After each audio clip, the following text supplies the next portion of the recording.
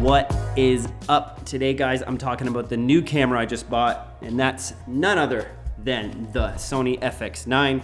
We actually just got two of these. We were gonna leave one at a rental shop and keep one here at our studio. But with COVID-19, no one's renting cameras right now, so now we have two of these here, which can't complain. But I'm talking today a bit about that camera, what I like about it, what I don't like about it. And I've been shooting a lot of commercials on the C500 Mark II recently, so I'm gonna be kind of talking a bit of a comparison between those cameras. And people always ask me, why do I shoot on Sony? Well, that's because back when the FS7, this guy right here, was released, the Canon C300 Mark II at that time cropped in on its 120 slow motion, and that was a deal breaker for me. That's why I went with the FS7, because it could still shoot full sensor 120 and 180 frames per second. And man, I'm gonna miss this camera. I'm very, very fond of it. I've actually used it on a lot of high-end projects. Whenever I've shot with the Alexa, this has often been the B camera, like the Mercedes-Benz commercial I shot, which we actually had an anamorphic lens on the front of this. I've shot an entire BMW commercial on the FS7. We also shot in the entire film Rescate on the FS7, as well as our documentary, No Country is an Island. I even used this to shoot some Nike commercials. Been impressed with the FS7, gonna miss it, but I am excited now for shooting on the FX9. So let's talk about what I like about this camera. And today's review is gonna be more so about what it's like to use a camera on set. There's a lot of camera reviews when a camera comes out, and they're very technical, and that's important. If you want a really technical review of this camera, go over to CVP. They have a great review of that. I'll put the link below. They go into all the details, but today I'm talking about what it's like to be holding one of these on set, going to battle with this. Does it actually work on set rather than just in a studio when you're doing latitude tests and all that? Those are important, but for me, I wanna know, do I actually like using this on set? Does it work? So what are the things I like about it? Well, the number one is the image. This sensor is really starting to feel cinema grade, and what I mean by that is it's at the quality closer to cameras like the Alexas and the Red and the Sony Venice. It still doesn't have the latitude of those cameras, but it is a beautiful image. It is so clean. I'm amazed with how crisp it is. They've really put a lot of work into it, and I'm really enjoying the image. Now, I would say, based on my experiences so far, that the C500 takes the cake on latitude for total dynamic range, but this is a drastic improvement over the FS7. But I still feel like Sony could improve the highlights a bit. When I'm shooting a sky, there's always clouds that are clipping. So I wanna stand a bit corrected. I went and color corrected some of the shots that I thought were overexposed when I was filming them on set. And you can see here, I'm actually able to pull a lot of the information back in from the sky and even lift up the shadows. I also want to say that this video is not sponsored. I'm not being paid by Sony to say any of this. I just think I was being a bit too hard on the FX9 initially. I think it's actually a lot closer to the C500 in dynamic range, but I still think the C500 is a little bit better, especially when it comes to skies. What I like about the Alexa and the Red is you can often pull that information back. And that's the one thing I don't like about this camera, is it doesn't have internal RAW. The codec is amazing, but Sony, just please put internal RAW in your cameras. The dumb thing with Sony is you always have to add these crazy compartments on the back of the camera, so that ends up being as long as a school bus just to get RAW recording. So that's one thing I like about the C500 more than the FX9, is the fact that it has internal RAW. But let's keep talking about what I actually do like about the camera. So I do like the sensor, and also dual ISO. It's like having two cameras in one. This sensor has 800 ISO as well as 4000, and both of them are super clean. On the shoot I did recently about working out indoors because of the COVID-19 crisis, we shot this a couple weeks ago on the FX9, and man, both at 800 and 4000, the image is super clean. It's really awesome. It's like having two cameras in one. Like I said, you can just switch between that really quickly. That is a really cool feature about this, and I know a lot of the documentary filmmakers out there are really excited about that, because you can start doing night shoots with really clean signal on your sensor. The other thing I really like about this is this dial right here, the variable ND. This is probably what separates this from the C500 if you're debating between the two cameras. The C500 only has internal NDs that are kind of set stops, but with this variable ND dial on the side here, you can dial in your exposure to exactly where you want without ever ruining a shot during your take. So with the C500, if you want to change your ND, you have to watch it do that crazy ND thing like the Alexa where you see it changing the internal NDs. But with this, you'll never ruin a shot because you can just dial this in, and it works with, I think, maybe internal circular polarizers in there, but whatever it's doing, it's very clean and it doesn't ruin your shot. So I love it because I can lock in my iris in the morning, shoot it wide open or 2.8, and then all day you're just on this dial here, and it's really, really handy, especially for documentary.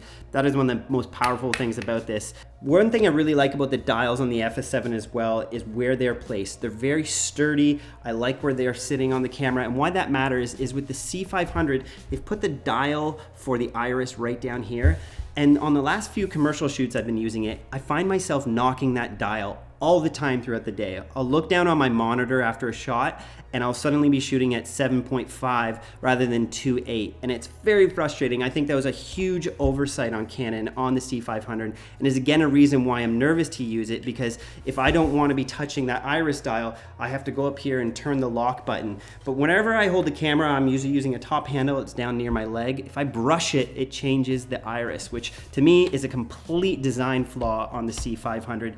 And it's kind of like they always design cameras with lab coats in these far off rooms. They don't build them on set with filmmakers, and that's kind of the issue with that C500. I wish they would talk to us more. Like the people at Polar Pro. This is the Polar Pro matte box I'm using on here. I find the people who are developing this, they talk to us filmmakers a lot, which is why they make such good products. Really appreciate that. What else do I like about the FX9? Well, it has high frame rate slow motion. It goes past 60 frames, it shoots at 120, and it can do that on the full frame. Now, it only does that at 2K right now on the full frame sensor, but it can shoot 120 at 1920 by 1080, and it doesn't crop in like the C500. The C500, I don't get why Canon does this, but whenever you want to go past 60 frames, you have to crop in on the sensor, which to me is completely unusable in the field. I don't want to have to switch a lens. I don't want to have to back up. I want to go to 120 right where I set up the shot. I want to be able to quickly switch over to that, but Canon makes you crop in on the sensor, which to me is the whole reason why I didn't buy the C500 and why I went with the FX9.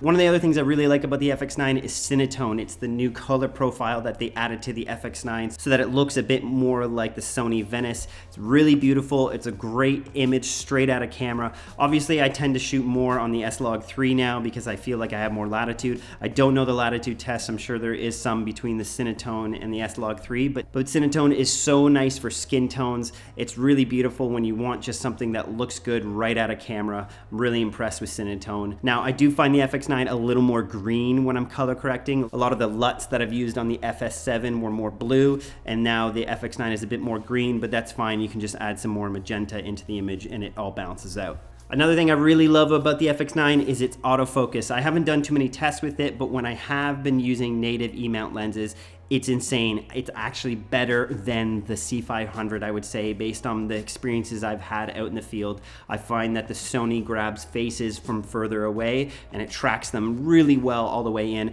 I even use the Sigma adapter here to an EF mount Sigma lens, and man, the autofocus is still really accurate. It still works really well. The only thing is I found it a bit noisy. I don't know if that's because my lens is damaged, but you can really hear the focus moving around, but it's still really accurate. The last quick thing that I like about the camera, finally they added time code. You don't have to add this stupid adapter on the back, which just made the camera ginormous. Now, what do I not like about this camera? And I'm sorry if there's anyone from Sony watching this. Well, the first thing is, feels like Sony sent us a camera that is still in testing in some ways. Maybe not quite, but the fact that you can't shoot full frame 4K 60 frames to me is a failure on Sony's part for delivering a camera without that capabilities. They've been saying for months now they're going to be releasing a firmware update, but there's been no news about it. There's been nothing on the website. It just says, hey, we'll send you an email, which I'm confused why you would send this camera out without that ability at Sony. I don't know what they were thinking on that.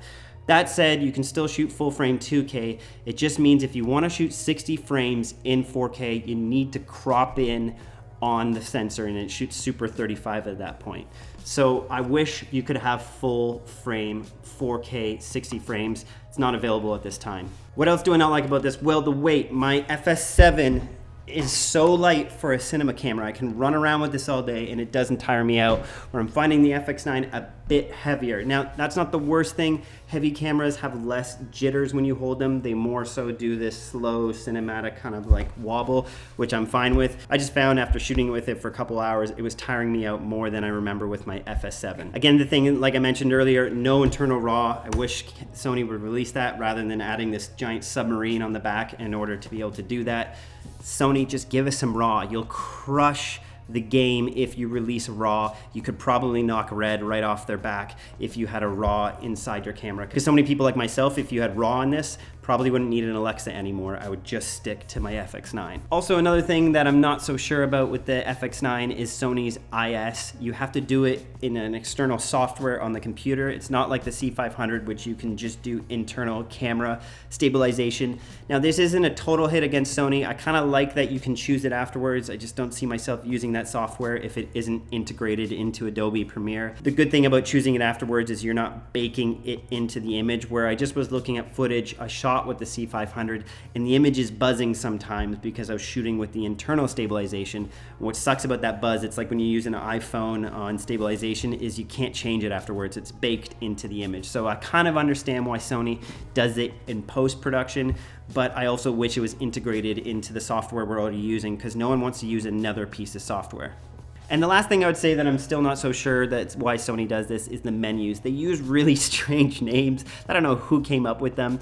I know they're from the old school days, like when you want to design your camera's color, it's called paint, which is cool, but that's like a TV term. Also too, they call their playback, their review, thumbnail, which if you use the FS7, you always remember this weird obscure button right here for playback, which I know all my camera assistants, their first time using the FS7, they're like, how do we review the footage?